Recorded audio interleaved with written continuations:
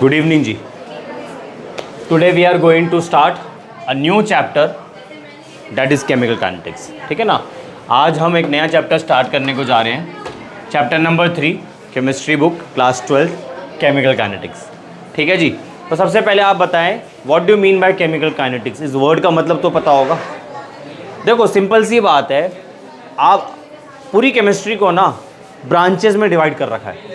आप सभी ब्रांचेस को एक साथ नहीं पढ़ सकते. अभी इस लेवल पे नहीं पढ़ सकते. अभी आपको केमिस्ट्री की सभी ब्रांचेस को इंडिविजुअली पढ़ना पड़ेगा. जैसे आपने एक ब्रांच इलेक्ट्रोकेमिस्ट्री थोड़ी दिन पहले ख़त्म करी है, अब नई ब्रांच आपने स्टार्ट कर दिया आज केमिकल काइनेटिक्स. ठीक है ना. तो मैं क्या कह रहा था कि केमिस्ट्री को अभी फ़िलहाल इस लेवल पे ब्रांचेस पे डिवाइड कर रखा है और हम इंडिविजुअल ब्रांचेस को स्टडी कर रहे हैं. तो केमिकल काइनेटिक्स भी केमिस्ट्री की एक ऐसी ब्रांच है जो किससे डील करता है, रेट ऑफ द रिएक्शन से डील करता है, केमिकल रिएक्शन की. The branch of the chemistry which deals with the rate of the reaction, मतलब रिएक्शन कितनी तेज़ी से प्रोसीड हो रही है, स्पीड ऑफ द रिएक्शन क्या है, स्लो है, हाई है, मॉडरेट है, क्या है.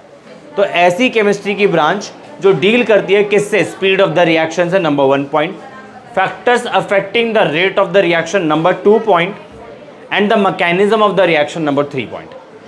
Therefore, once again, the branch of the chemistry which deals with the rate of the reaction, the factors affecting the rate of the reaction and the mechanism of the reaction is known as chemical kinetics. तो लिखो आप इसके अंदर, the branch of chemistry which deals with the branch of chemistry which deals with the study of the branch of chemistry which deals with the study of the speeds or the rates of chemical reactions. The branch of chemistry which deals with the study of the speeds or the rates of chemical reactions, comma, the factors affecting the rate of the reaction, I repeat, the branch of chemistry which deals with the study of the speeds or the rates of a chemical reaction, comma, the factors affecting the rates of the reaction and the mechanism by which the reaction proceed is known as chemical kinetics. ठीक है जी. Chemical kinetics chemistry की एक ऐसी branch है जो किससे deal करती है, रेट ऑफ द रिएक्शन से डील करती है. रेट ऑफ द रिएक्शन का मतलब है स्पीड ऑफ द रिएक्शन से डील करती है. और किससे डील करती है, factors affecting the rate of the reaction. ऐसे कौन से फैक्टर्स हैं जिन पे rate of the reaction depend करती है. और जब रिएक्शन प्रोसीड हो रही है तो मैकेनिज्म ऑफ द रिएक्शन क्या है, इन तीनों से जो डील करती है वो केमिकल काइनेटिक्स है. ठीक है ना. तो चलो 11th क्लास में चलते हैं. 11th क्लास के अंदर आपने थर्मोडायनेमिक्स पढ़ा था, तो आप थोड़ा सा मेरे को आइडिया दे सकते हैं कि थर्मोडायनेमिक्स से आप क्या क्या इन्फॉर्मेशन एक्सट्रैक्ट कर सकते थे. मैं सिर्फ रिएक्शन से रिलेटेड इन्फॉर्मेशन सुनना चाहता हूँ. एक ऐसी इंपॉर्टेंट इन्फॉर्मेशन सुनना चाहता हूँ जो थर्मोडायनेमिक्स ही बता सकती है.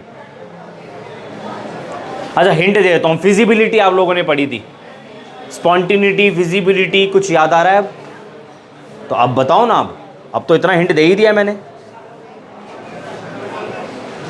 देखो थर्मोडायनेमिक्स जो होती है ना वो आपको फिजिबिलिटी बताती है रिएक्शन की, कि रिएक्शन होगी या नहीं होगी.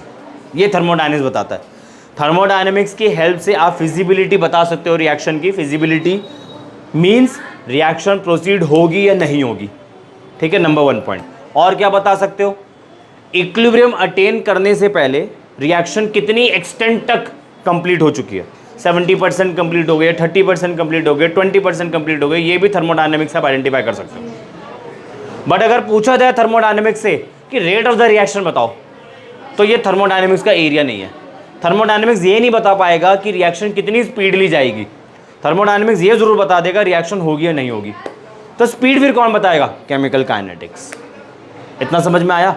अब आप खुद सोचो, जैसी मैं रेट ऑफ रिएक्शन के बारे में बात कर रहा हूँ, स्पीड ऑफ रिएक्शन के बारे में बात कर रहा हूँ, तो आपके दिमाग में कुछ तो आना चाहिए कि कुछ रिएक्शंस ऐसी होती है जो बहुत तेज़ी से चलती है.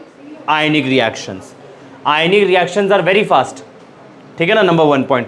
कुछ रिएक्शंस ऐसी होती है जो बहुत स्लो चलती है, महीना ले जाती है, दिन ले जाती है. Rusting of iron example.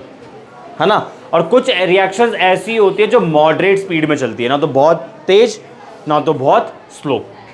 तो जैसे कि एग्जांपल है hydrolysis of ester number 1, hydrolysis of sucrose, सब लिखवाऊंगा, सुन लो अभी स्टोरी सुन लो। हाइड्रोलिसिस ऑफ एस्टर या हाइड्रोलिसिस ऑफ सुक्रोज, और भी एग्जांपल्स हैं। ये ऐसी रिएक्शंस है जिनकी रेट ना तो बहुत ज़्यादा है ना तो बहुत कम है, ये मॉडरेट है। अब खुद सोचो, जो रिएक्शन बहुत स्पीडली प्रोसीड हो रही है, जिसकी रेट ऑफ रिएक्शन बहुत ज़्यादा हाई है, such kind of reactions are difficult to study. ऐसी रिएक्शन को आप स्टडी नहीं कर पाओगे आसानी से, क्योंकि बहुत तेज़ी से हो रही है। और कुछ रिएक्शंस ऐसी है जो बहुत स्लो है, पेशेंट लेवल नहीं है इतना हमारा रस्टिंग ऑफ आयरन स्टडी करने के लिए। तो हम ऐसी रिएक्शंस को डील करेंगे, ऐसी रिएक्शन से हम डील करेंगे जिनकी रेट क्या है, मॉडरेट है, ना तो बहुत हाई ना तो बहुत स्लो। ठीक है जी, इतना समझ में आ गया? ठीक है ना। एक और चीज़ सुनो, जो रेट ऑफ रिएक्शन होती है ना, वो कंसंट्रेशन ऑफ द रिएक्टेंट पे भी डिपेंड करती है। ऐसे एक फैक्टर मैंने आपको बताया, आपको मेन डेफिनेशन लिखवाई है केमिकल काइनेटिक्स की, the branch of the chemistry which deals with the rate of the reaction, number 1 point, factors affecting the rate of the reaction, number 2 point, mechanism of the reaction. Factor में से मैंने एक point specially उठाया है आपको just बताने के लिए, जैसे कि rate of reaction concentration of the reactant पे भी डिपेंड करती है। उसके लिए एक नया हम टर्म सीखेंगे, ऑर्डर ऑफ द रिएक्शन। आपने सुन भी रखा होगा, ऑलरेडी सुन रखा होगा थोड़ा बहुत, तो आपको आइडिया क्लियर हो गया। केमिकल काइनेटिक्स क्या है, the branch of the chemistry which deals with the rate of the reaction and the mechanism of the reaction.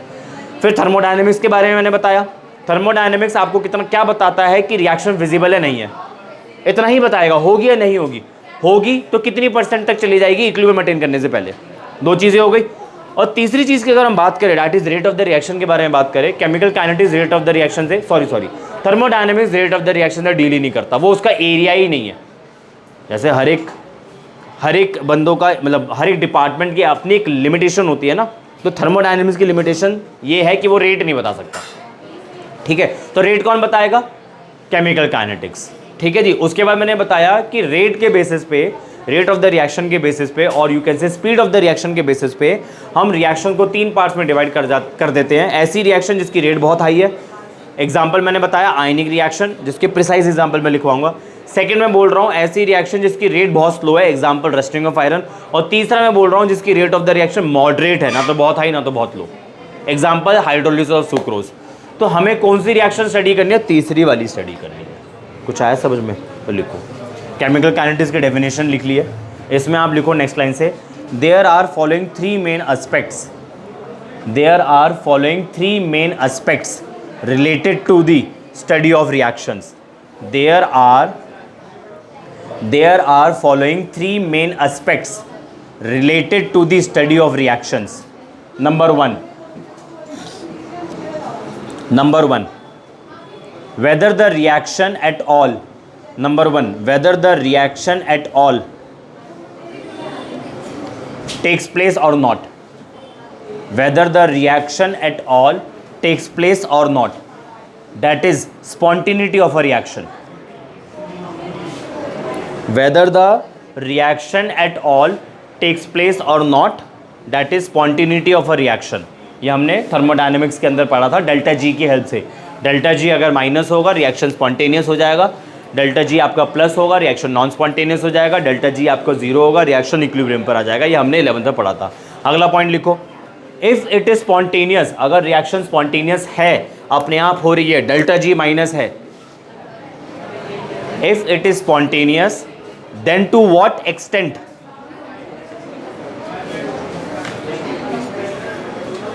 then to what extent the reaction takes place before equilibrium.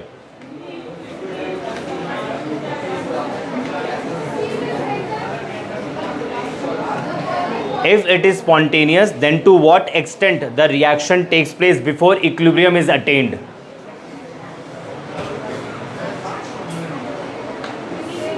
Before equilibrium is attained, ये कौन बताएगा? वो thermodynamics नहीं, ये equilibrium बताएगा। ये गलती से थर्मोडायनेमिक्स बोल दिया बार की, ये इक्विलिब्रियम बताएगा। तीसरा लिखो आप, रेट और स्पीड ऑफ रिएक्शंस, रेट और स्पीड ऑफ रिएक्शन कॉमा करके which the branch of thermodynamics which the branch of thermodynamics is unable to answer, which the branch of thermodynamics is unable to answer. ठीक है जी, दोबारा जल्दी से सुन लो, chemical kinetics क्या होता है? The branch of the chemistry which deals with the rate of the reaction, factors affecting the rate of the reaction and the mechanism of the reaction is known as chemical kinetics. Chemistry को different different branches में divide कर रखा है, जिसमें से एक branch chemical kinetics आज हमने स्टार्ट कर दी है। ठीक है, फिर मैंने आपको एक पॉइंट बताया था कि रिएक्शन स्पॉन्टेनियस है ये नहीं है, मतलब फिजिबल है या नहीं है, ये कौन बताएगा? थर्मोडायनेमिक्स। अगर रिएक्शन फिजिबल है, स्पॉन्टेनियस है, तो ये फिर निकल कर आ जाएगा कहाँ पर? मतलब आई मीन टू से हम इक्विलिब्रियम की तरफ मूव कर रहे हैं।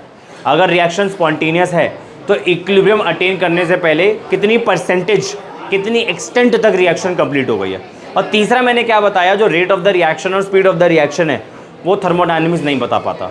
अच्छा, एक चीज़ मुझे बतानी है, रेट और स्पीड में क्या डिफरेंस है? वैसे देखो लेमैन लैंग्वेज में समझने के लिए आप स्पीड वर्ड यूज़ कर सकते हो, but rate is basically which is changing with respect to time, D by D T, है ना। और स्पीड क्या होता है?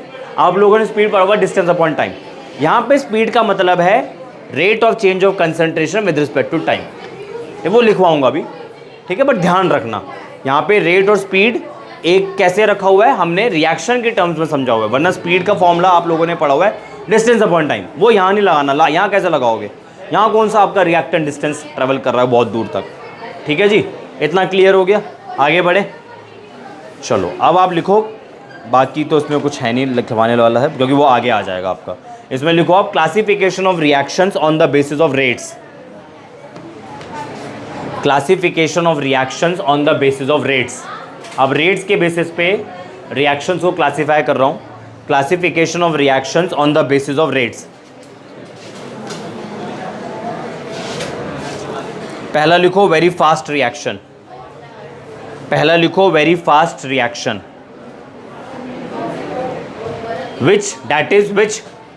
which take place instantaneously, very fast reaction which take place instantaneously।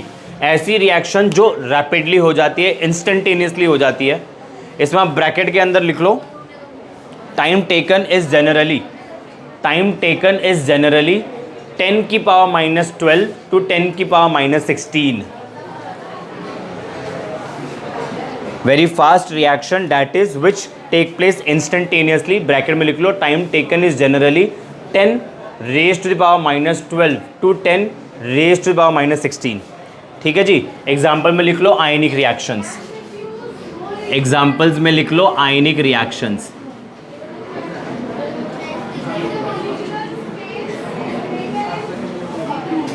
जैसे कि AgNO3 लो आप, सिल्वर नाइट्रेट लिया, एक्वस, NaCl डाल दो, एक्वस। ये आपकी आयनिक रिएक्शन है, क्योंकि आयनिक रिएक्शन है तो रेट ऑफ रिएक्शन फास्ट होगी। क्या बनकर आएगा? AgCl बनकर आएगा, वाइट PPT, AgCl बनकर आएगा, वाइट PPT, और क्या बनकर आएगा? NaNO3। ठीक है जी। दूसरा एग्जांपल देखो, BaCl2 aqueous plus sulphuric acid इसमें ऐड कर दो, क्या बनकर आएगा? BaSO4, again white PPT, again white PPT, plus और क्या बनकर आएगा? हाइड्रोक्लोरिक एसिड, है ना, BaSO4 हाइड्रोक्लोरिक एसिड। ठीक है जी। एक और रिएक्शन लिखते हैं, NaOH plus HCl, NaOH plus HCl gives NaCl aqueous plus water. ये सभी के सभी आयनिक रिएक्शंस है। क्योंकि ये सभी के सभी आयनिक रिएक्शंस है तो इसकी रेट ऑफ रिएक्शन क्या है? हाई है। ठीक है जी। अब सेकंड लिखो वेरी स्लो रिएक्शन, सेकंड लिखो very slow reactions that is which may take days, that is which may take days और months. Very slow reactions that is which may take days और months. Example rusting of iron, है ना। कुछ reactions ऐसी होती है जो slow होती है, जो कई दिन तक चलती रहती है। Very slow reaction that is which may take days और months, example rusting of iron. Third लिखो reactions which are neither very reactions which are neither very slow, reactions which are neither very slow nor very fast, reactions which are neither very slow, reactions which are neither very slow nor very fast, but take place at moderate speed, but take place at moderate speed, but take place at moderate speed. इसमें example लिखो, पहला लिखो example hydrolysis of ester, पहला example है hydrolysis of ester.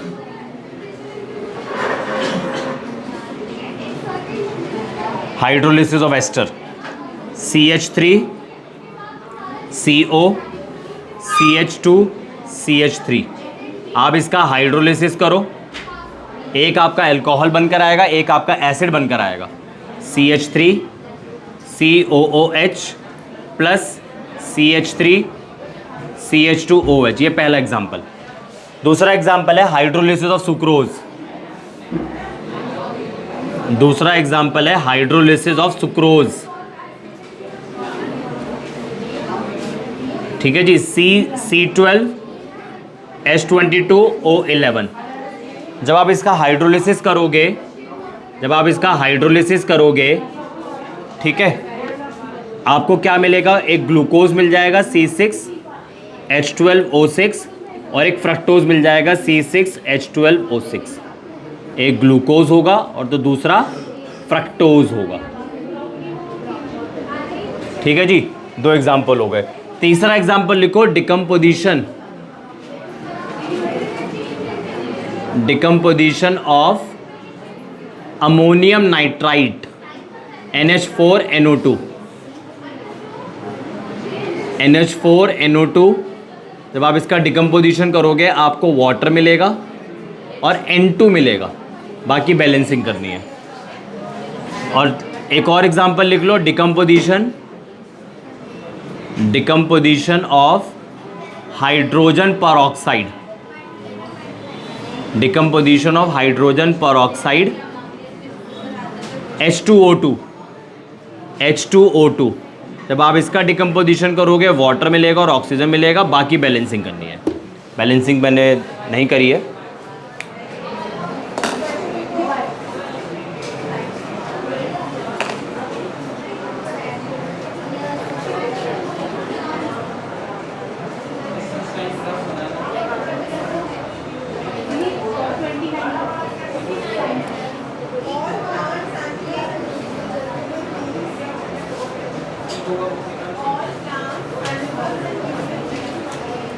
ठीक है जी, आगे लिखो। The main category of reaction for the kinetic study, the main category of the reaction, the main category of the reaction for the kinetic study, the main category of reactions for the kinetic study have been the reactions, have been the reactions belonging to, have been the reactions belonging to category 3। ये हमें discuss करनी है। ये वाली category पे हम chemical kinetics को focus करेंगे। अब एक बात बताओ, आपने अभी देखा कि रेट ऑफ रिएक्शन के बेसिस पे हमने रिएक्शन को 3 कैटेगरीज में डिवाइड कर दिया है, very fast, very slow, moderate. ऐसा क्यों? रिएक्शंस के डिफरेंट रेट्स क्यों हैं? 10th में आप लोगों ने पढ़ा था केमिकल रिएक्शंस, उसमें एक कैरेक्टरिस्टिक आप लोगों ने पढ़ी थी, in a chemical reaction there is a formation of new bond and breaking of old bond. पढ़ा था, जब बॉन्ड टूटते हैं तो एनर्जी सप्लाई करनी पड़ती है, बॉन्ड बनते हैं तो एनर्जी रिलीज होती है। तो क्या सभी केमिकल रिएक्शंस के अंदर बॉन्ड तोड़ने के लिए आप जो भी एनर्जी सप्लाई करोगे क्या वो बराबर होगी सभी केमिकल रिएक्शंस के अंदर? या सभी केमिकल रिएक्शंस के अंदर अगर बॉन्ड बनेंगे तो जो एनर्जी रिलीज होगी वो क्या सब में बराबर होगी? अलग अलग होगी ना, इसलिए रेट ऑफ रिएक्शन भी अलग अलग होती है। और एक और रीज़न होता है एक्टिवेशन एनर्जी भी रीज़न होता है, वो हम बाद में देखेंगे इसी चैप्टर के एंड में। लिखो इसमें आप, reasons for the difference in rates, reasons for difference in rates. इसमें लिख लो, a chemical reaction, reasons for the difference in rates, इसमें लिखो a chemical reaction involves the breaking and making of bonds. A chemical reaction involves the breaking and making of bonds. A chemical reaction involves the breaking and making of bonds. Since different bonds require different amount of energy. Since different bonds require different amounts of energy.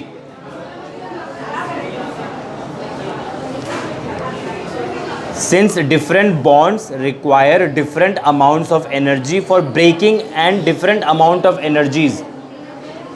Since different bonds require different amounts of energy for breaking and different amounts of energies are evolved. And different amounts of energies are evolved when different kinds of new bonds are formed. When different kinds of new bonds are formed.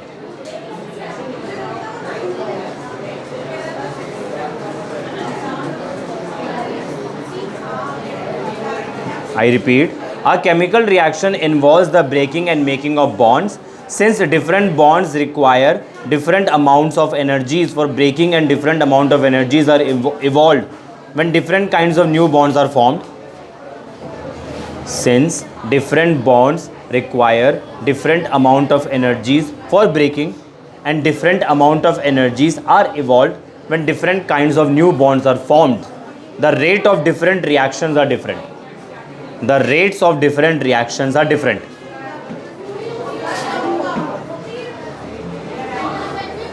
Full stop करके लिखो. The instantaneous nature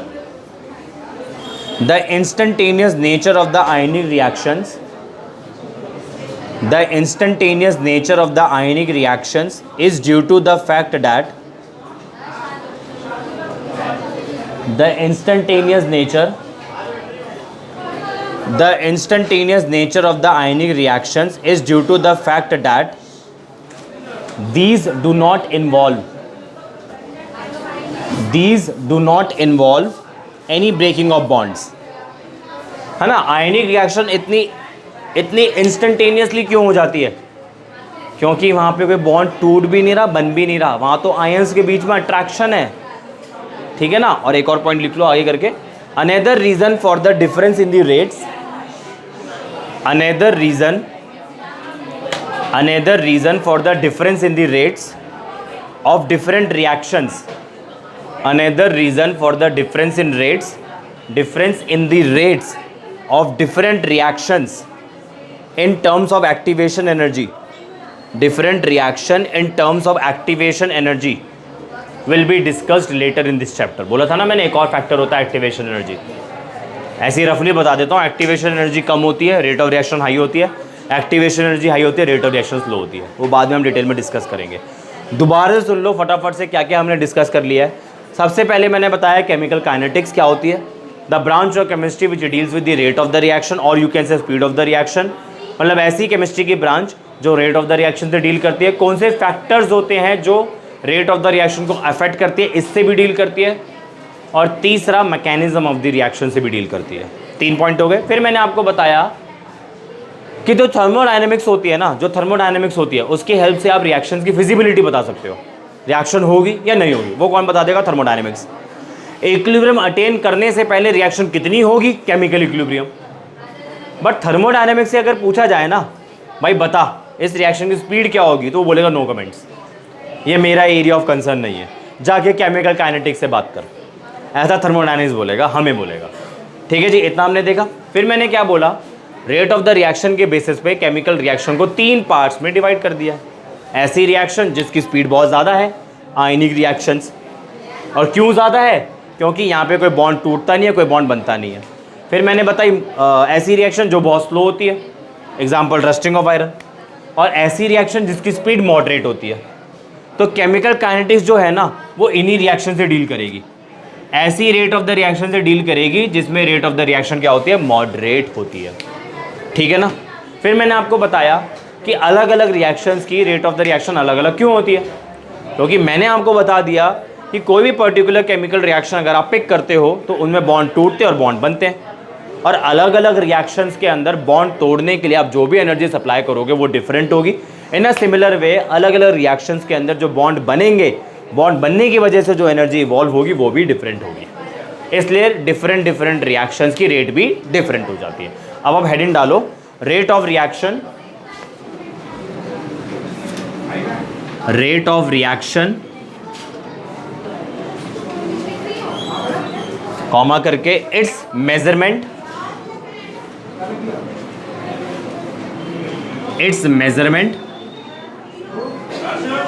its measurement and dependence, its measurement and dependence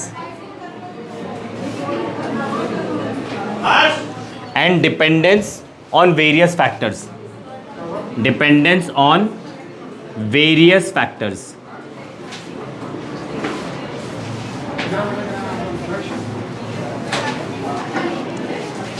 ठीक है जी।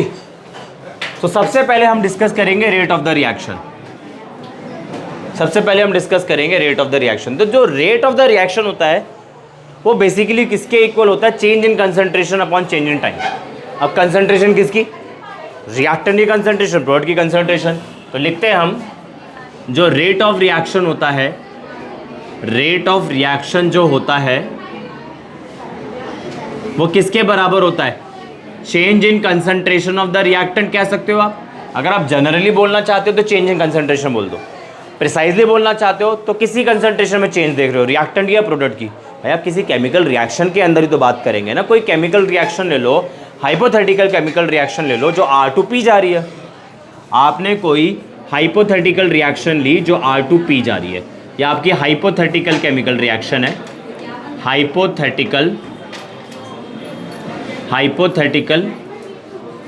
Chemical reaction है, ठीक है। R stand for reactant, R stand for reactant, P stand for product, R stand for reactant, P stand for product. तो मैं आपको क्या बोल रहा हूं, जो रेट ऑफ रिएक्शन होता है वो किसके बराबर होता है? Change in concentration, change in concentration of reactant या product divided by change in time, divided by change in time.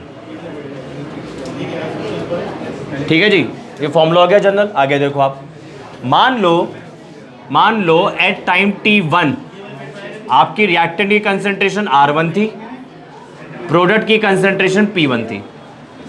At time T2 time बदल दिया तो रिएक्टेंट की कंसंट्रेशन भी बदलेगी। अगर आप टाइम, ऑब्वियस सी बात है, बढ़ेगा ही, घटेगा थोड़ी ना टाइम। अगर आप T1 ले रहे हो 5 बजे तो T2 कुछ भी हो सकता है 5 बजे के बाद का टाइम बढ़ ही रहा है।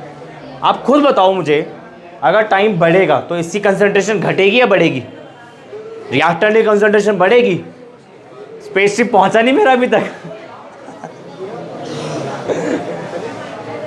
अरे रिएक्टेंट कंज्यूम होता चला जाता है ना, तो घटेगी ना। देख कर आओ, स्पेसशिप आ गया मेरा। प्लैनेट छोड़ के जा रहा हूँ, आप लोग ऐसे ऐसे आंसर देते हो। स्पेसशिप बुलवा रखा है। रिएक्टेंट की कंसंट्रेशन घटेगी तो इसकी बढ़ेगी ना। तो T1 पे मैंने R1 लिया, T2 पे मैंने R2 लिया, T1 पे मैंने प्रोडक्ट की कंसंट्रेशन P1 ले ली, T2 पे मैंने क्या ले ली? P2 ले ली। ठीक है। तो अगर आपने रेट ऑफ रिएक्शन निकालनी है रिएक्टेंट की टर्म्स में, रेट ऑफ रिएक्शन अगर आपको निकालनी है इन टर्म्स ऑफ रिएक्टेंट, तो आप माइनस लगाएंगे। यहां पे माइनस साइन क्या सिग्निफाई कर रहा है? रेट ऑफ रिएक्शन घट रही है, घट रही है। स्पीड कभी नेगेटिव में हो सकती है? नहीं। तो जब आप मैथमेटिकली यहां पे वैल्यूज पुट करोगे ना, ऑटोमेटिकली पॉजिटिव आ जाएगा। अभी बताता हूं कैसे आएगा। माइनस, ठीक है, डेल्टा, चेंज इन, डेल्टा का मतलब change in concentration of the reactant R divided by change in time, जो किसके इक्वल होगा?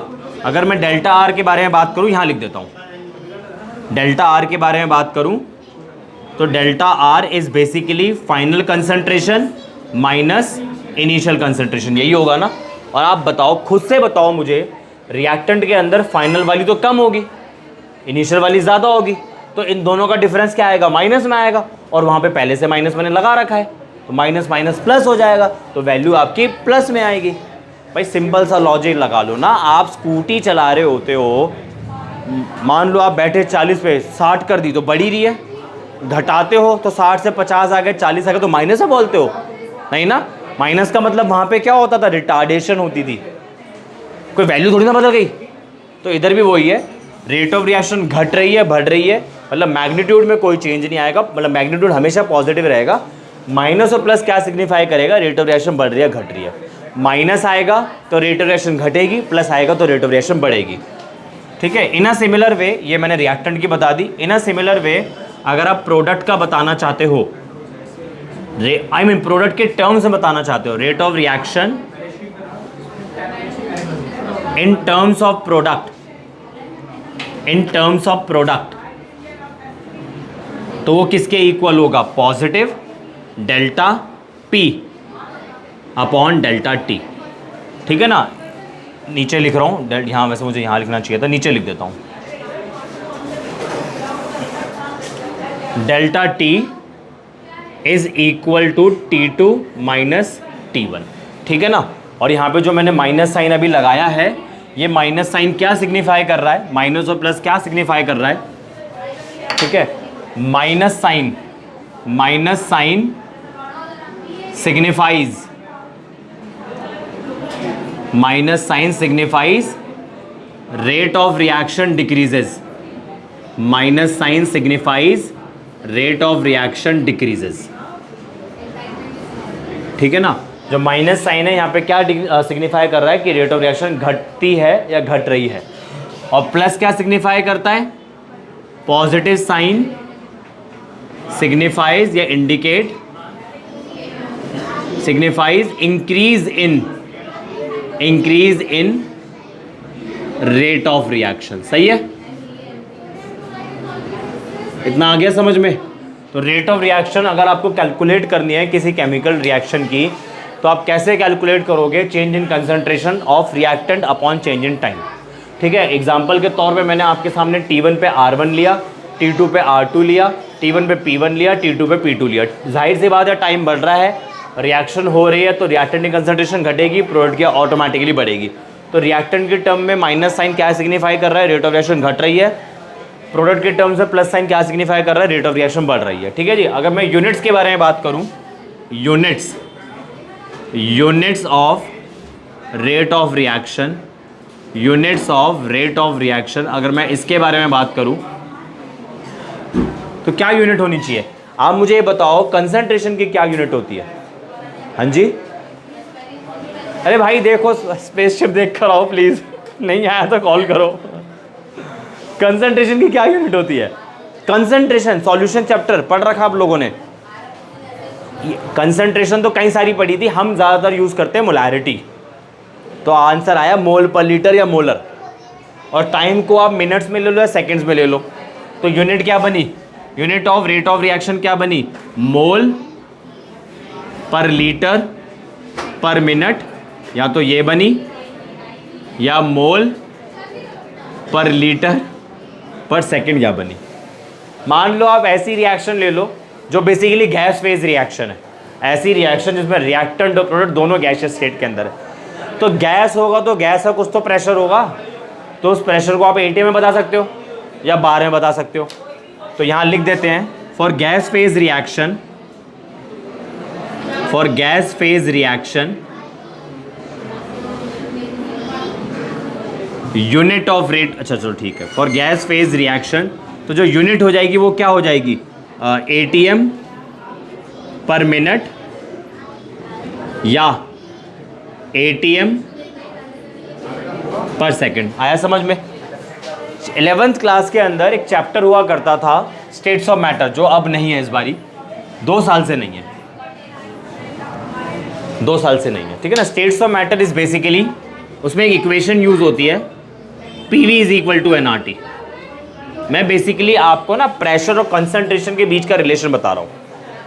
P V is equal to N R T, बड़ी अच्छी इक्वेशन है, बड़ी फेमस इक्वेशन है, इसको हम बोलते हैं आइडियल गैस इक्वेशन, जो आपको अभी तो पढ़ने को नहीं मिली, बट हाँ थोड़ी देर में पढ़ने को मिल जाएगी। अगर आप एंट्रेंस की तैयारी कर रहे हो तो ज़रूर मिलेगी पढ़ने को।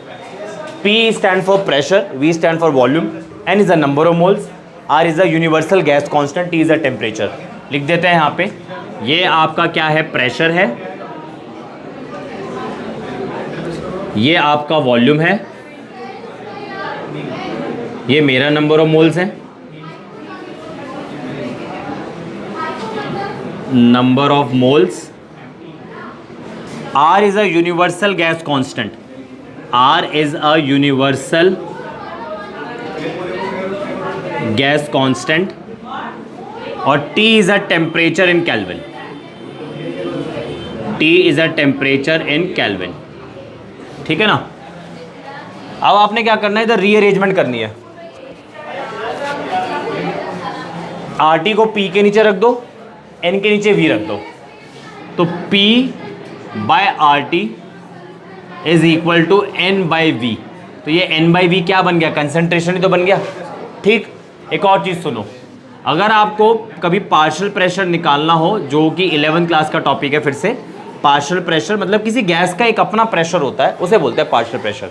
तो मैं समझाता हूँ आपको, आपके आसपास अभी एयर प्रेजेंट है, एयर के अंदर भी बहुत कुछ प्रेजेंट है, वायरसेस भी घूम रहे होते हैं, ठीक है, वो छोड़ो, उतना नहीं हमें जाना डीप में, एयर के बारे में बात करते हैं और कॉमन गैसेस को पिक कर लेते हो, O2 और CO2। तो इस मिक्सचर ऑफ गैस के अंदर O2 का अपना कुछ प्रेशर होगा, CO2 का अपना कुछ प्रेशर होगा, उसे बोलते हैं पार्शियल प्रेशर। ठीक है, तो अगर आपको पार्शियल प्रेशर कैलकुलेट करना हो तो किसके बराबर होता है, मोल फ्रैक्शन। जिस भी कंपोनेंट का आप कैलकुलेट करना चाहते हो पार्शियल प्रेशर, उसी कंपोनेंट का मोल फ्रैक्शन ले लो, मल्टीप्लाई बाय टोटल प्रेशर। आगे समझ में? ठीक है, अब आगे बढ़ते हैं, यूनिट्स हमने देख ली। नेक्स्ट हेडिंग है जी आपकी एवरेज एंड इंस्टेंटेनियस। इंस्टेंटेनियस पहले समझ लो फिर लिख लेना आप, average and instantaneous rate of reaction. Average और इंस्टेंटेनियस रेट ऑफ रिएक्शन, ये जो इतनी देर से मैंने इतना सारा समझाया है ना रेट ऑफ रिएक्शन का, ये एवरेज रेट ऑफ रिएक्शन ही होता है। एक बात आप खुद सोचो, जैसे जैसे रिएक्शन बदलती चले जाएगी, जैसे जैसे रिएक्शन प्रोसीड होती चले जाएगी, रिएक्टेंट की कंसंट्रेशन भी चेंज होती चले जाएगी, प्रोडक्ट की कंसंट्रेशन भी चेंज होती चली जाएगी, तो रेट भी तो बदलती चली जाएगी। कहाँ गई? अच्छा, हाइपोथेटिकल रिएक्शन मैंने मिटा दी, मैं फिर से लिख देता हूँ यहाँ पर R से P। आप जैसे जैसे आगे बात करोगे, जैसे जैसे रिएक्शन प्रोसीड होगी, रिएक्टेंट की कंसंट्रेशन घटेगी, प्रोडक्ट की कंसंट्रेशन बढ़ती चली जाएगी, तो रेट भी तो घटती चली जाएगी रिएक्टेंट की, और रेट भी बढ़ती चली जाएगी प्रोडक्ट की। तो ऐसे केसेस में हम लोग एवरेज रेट ऑफ रिएक्शन से डील करते हैं। आपको टाइम देखना होगा, कंसंट्रेशन कैलकुलेट करनी पड़ेगी अलग अलग टाइम पे, और चलती हुई रिएक्शंस में कंसंट्रेशन कैलकुलेट करना ईजी नहीं होता है। आप खुद सोचो ना, आपने दो रिएक्टेंट लिए, मिक्स कर दिए, रिएक्शन तो हो जाएगी जल्दी से, और आपको कंसंट्रेशन कैलकुलेट करनी है 5 मिनट बाद, 10 मिनट बाद, 15 मिनट, कैसे कैलकुलेट करोगे? तो ऐसे केसेस में क्या करते हैं, जैसे ही हम रिएक्शन मिक्सचर ले लेते हैं ना, रिएक्शन वो लिखवाऊंगा मैं, अभी बता देता हूँ। आपने दो रिएक्टेंट लिए, मिक्स कर दिया, रिएक्शन मिक्सचर बन गया, रिएक्शन स्टार्ट हो चुकी है। अब आपने सारा काम जल्दी जल्दी करना है। स्टॉप वॉच स्टार्ट करो, थोड़ा सा रिएक्शन मिक्सचर विड्रॉ करो, 5 ml 20 ml, इतना ही करते हैं, 5, 10, 15 ml करते हैं। विड्रॉ करते ही उसको आइस कोल्ड वाटर में रख दो, ताकि रिएक्शन मिक्सचर ठंडा हो जाए। पानी नहीं घुसा के डाल देना है, कंसंट्रेशन ही बदल जाएगी। ठीक है, पानी को उस कंटेनर को, उस बीकर को किसी टब में रख दो, उस टब में आपने आइस रखी हुई है, तो ऑलमोस्ट आपका रिएक्शन मिक्सचर क्या हो जाएगा, ठंडा हो जाएगा, बिल्कुल क्लोज टू जीरो जाने की कोशिश करेगा। तो रिएक्शन ऑलमोस्ट रुक जाएगी, आप कंसंट्रेशन कैलकुलेट कर सकते हो रिएक्शन मिक्सचर के अंदर रिएक्टेंट की और प्रोडक्ट की। कैसे कैलकुलेट कर सकते हो? आपने इसी साल और पिछले साल भी वॉल्यूमेट्रिक एनालिसिस पढ़ा था, जिसके अंदर ऊपर ब्यूरेट में कुछ भरते थे, नीचे वॉल्यूमेट्रिक फ्लास्क के अंदर कुछ होता था, और कंसंट्रेशन कैलकुलेट कर लिया करते थे। तो इधर भी आप टाइट्रेशन टेक्निक यूज़ कर सकते हो। तो जितना कहने में आसान है ना कि अलग अलग टाइम इंटरवल में कंसंट्रेशन कैलकुलेट करो, करने में उतना ईजी नहीं है। आया समझ में? तो मैं क्या बता रहा था, एवरेज और instantaneous rate of reaction. Simple शब्दों में आप इतना समझ लो, बड़ा अच्छा डिफरेंस बताऊंगा मैं आपको। एवरेज रेट ऑफ रिएक्शन के अंदर ये जो डेल्टा टी की वैल्यू होती है ना, ये लार्ज होती है, सिग्निफिकेंट होती है, ईजिली कैलकुलेट कर सकते हो। इंस्टेंटेनियस रेट ऑफ रिएक्शन के अंदर आप किसी पर्टिकुलर इंस्टेंट पे रेट ऑफ रिएक्शन कैलकुलेट करते हो। जैसे रिएक्शन चल रही है, मैंने आपसे पूछ लिया बताना भाई रिएक्शन की रेट क्या है, तो किसी पर्टिकुलर इंस्टेंट पे पूछ रहा हूँ ना, वो कहलाती है इंस्टेंटेनियस रेट ऑफ रिएक्शन। अब आप खुद सोचो, जब मैं किसी पर्टिकुलर इंस्टेंट पे रेट ऑफ रिएक्शन पूछ रहा हूँ तो डेल्टा टी की वैल्यू क्या हो जाएगी, बहुत कम हो जाएगी ना, कह सकता हूँ क्लोज टू जीरो। आप ऐसे समझो, आप स्कूटी चला रहे हो, मैं आपके पीछे बैठा हूँ, मैंने पूछा भाई स्पीड बताना क्या है, तो किसी पर्टिकुलर मोमेंट पे, किसी पर्टिकुलर इंस्टेंट पे मैंने स्कूटी की स्पीड आपसे पूछी, तो उसे बोलेंगे इंस्टेंटेनियस स्पीड। इधर मैं रेट पूछ रहा हूँ तो इंस्टेंटेनियस रेट ऑफ रिएक्शन। तो बड़ा अच्छा डिफरेंस ये है, इंस्टेंटेनियस रेट ऑफ रिएक्शन के अंदर किसी पर्टिकुलर इंस्टेंट पे रेट पूछी जाती है और डेल्टा टी की वैल्यू छोटी होती है। एवरेज रेट ऑफ रिएक्शन के अंदर डेल्टा टी की वैल्यू लार्ज होती है। तो पहले तो आप ये उतार लो, फिर इसको हेडिंग डालते हो, उसमें डेफिनेशन लिखवाते हैं।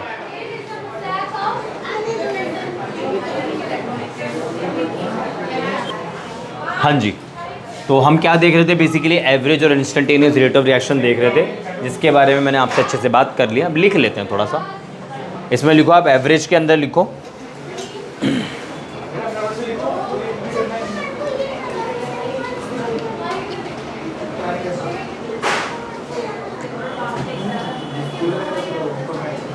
इसमें मैं आपको क्या लिखूँ,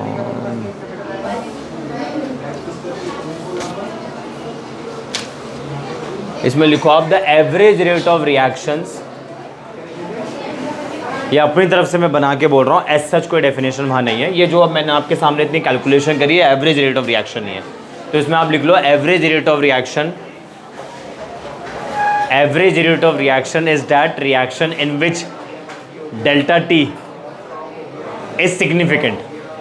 डेल्टा टी इज सिग्निफिकेंट, ठीक है ना, डेल्टा टी की वैल्यू लार्ज होती है। Average rate of reaction in which delta T is significant. Example के पॉइंट ऑफ व्यू से यही लिख सकते हो आप, minus delta R by delta T plus delta P upon delta T. और ये जो डेल्टा टी होता है ये आपका अच्छा खासा लार्ज होता है, ठीक है। नेक्स्ट लाइन से लिखो instantaneous rate of reaction. Next line से लिखो इंस्टेंटेनियस रेट ऑफ रिएक्शन। इसमें लिखो आप a rate of reaction at any instant of time. A rate of reaction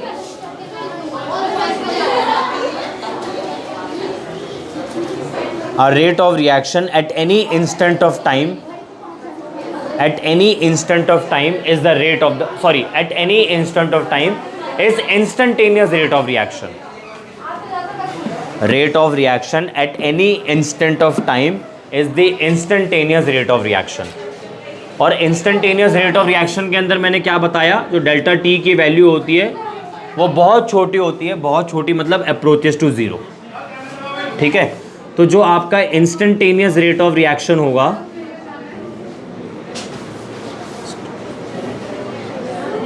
वो फिर किसके इक्वल होगा, एक बात बताओ, जब delta T approaches to zero है तो ये जो डेल्टा है ना, ये डेल्टा ये कन्वर्ट हो जाएगा किस में, डी में। तो minus D R by D T, या आप ये बोल सकते हो प्रोडक्ट की टर्म से बोल सकते हो आप, plus D P by D T, ठीक है जी। तो हमने आज क्या क्या डिस्कस कर लिया। सबसे पहले तो हमने डिस्कस करा था केमिकल काइनेटिक्स क्या होती है, the branch of chemistry which deals with the rate of the reaction, factors affecting the rate of the reaction and mechanism of the reaction. Thermodynamics की हेल्प से आप फिजिबिलिटी बता सकते हो, केमिकल इक्विलिब्रियम की हेल्प से आप ये बता सकते हो कि इक्विलिब्रियम अटेन करने से पहले रिएक्शन कितनी % कंप्लीट हो चुकी है। बट अगर आप थर्मोडायनेमिक्स से पूछोगे कि बता रेट ऑफ द रिएक्शन, तो वो खुद केमिकल काइनेटिक्स को बुला के लेकर आएगा। फिर मैंने क्या बोला, रेट ऑफ द रिएक्शन के बेसिस पे केमिकल रिएक्शन को 3 पार्ट्स में डिवाइड करा है। ऐसी रिएक्शन जिसकी स्पीड बहुत तेज होती है, ऐसी रिएक्शन जिसकी स्पीड बहुत स्लो होती है, और ऐसी रिएक्शन जिसकी स्पीड मॉडरेट होती है। हमें मॉडरेट वाली पढ़नी है। फिर मैंने क्या बताया, अलग अलग रिएक्शंस की रेट ऑफ द रिएक्शन अलग अलग क्यों होती है, क्योंकि डिफरेंट रिएक्शंस के अंदर जो बॉन्ड्स टूटते हैं और जो बॉन्ड्स बनते हैं, उन केसेस में जो एनर्जी सप्लाई करनी पड़ती है या रिलीज होती है वो डिफरेंट होती है। अलग अलग रिएक्शंस के अंदर एनर्जी सप्लाई जो करनी पड़ेगी बॉन्ड तोड़ने के लिए या एनर्जी जो रिलीज होगी बॉन्ड बनेगा, वो सभी एनर्जीज अलग है, ठीक है। इसलिए सभी डिफरेंट रिएक्शंस के अंदर रेट ऑफ रिएक्शन भी आपकी अलग होती है। आयनिक रिएक्शंस के अंदर बॉन्ड ना टूटते हैं ना बॉन्ड बनते हैं, वहाँ पे सिर्फ आयनिक रिएक्शंस होते हैं, opposite charges attract each other. उसके बाद मैंने आपको बताया rate of the reaction. Rate of reaction basically क्या होता है, change in concentration of the reactant upon 7-20 तक पढ़ाएंगे, 7-20 तक पढ़ाएंगे, ठीक है ना। कुछ पता नहीं, कुछ डिस्टर्बेंस ही हो रही है आसपास। हाँ जी, रेट ऑफ रिएक्शन का क्या मतलब होता है, change in concentration of the reactant या product upon change in time, ठीक है। फॉर्मूला आपके सामने है, rate of reaction terms of reactant minus delta R by delta T, और प्रोडक्ट के लिए क्या बताया था, plus delta P upon delta T. Minus क्या सिग्निफाई कर रहा है, रेट ऑफ रिएक्शन घट रही है, प्लस क्या सिग्निफाई कर रहा है, रेट ऑफ रिएक्शन बढ़ रही है। फिर unit of rate of reaction 8 बजे तक पढ़ाएंगे, आज एक्स्ट्रा क्लास लेंगे, आपका चैप्टर खत्म करेंगे। Unit of rate of reaction mole per litre पर मिनट या मोल पर लीटर पर सेकंड। उसके बाद क्या बताया था, अगर आपकी कोई गैस फेज रिएक्शन है, फॉर गैस फेज रिएक्शन, मैं पढ़ाता ही रहूँगा, for gas phase reaction ATM पर मिनट यूनिट हो जाएगी, या अगर सेकंड से आप बताना चाहते हो ATM पर सेकंड हो जाएगी। फिर आपको आइडियल गैस इक्वेशन बताई, PV is equal to nRT, P stand for pressure, V stand for volume, N stand for number of mole, R stand for universal gas constant, T stand for temperature in kelvin. फिर थोड़ा सा rearrangement करा, P upon RT which is equal to N upon V, N is the number of moles, V is the volume, that is number of moles per unit volume, concentration ही होती है। और एक point मैंने और बताया था, partial pressure जो किसके इक्वल होता है, mole fraction multiply by total pressure, ठीक है जी। बाकी एवरेज रेट ऑफ रिएक्शन के अंदर डेल्टा टी की वैल्यू लार्ज होती है, इंस्टेंटेनियस रेट ऑफ रिएक्शन के अंदर डेल्टा टी की वैल्यू अप्रोचेस टू जीरो होती है। That's all for today. और मेरे साथ बने रहने के लिए मेरे चैनल को सब्सक्राइब करें। Thank you.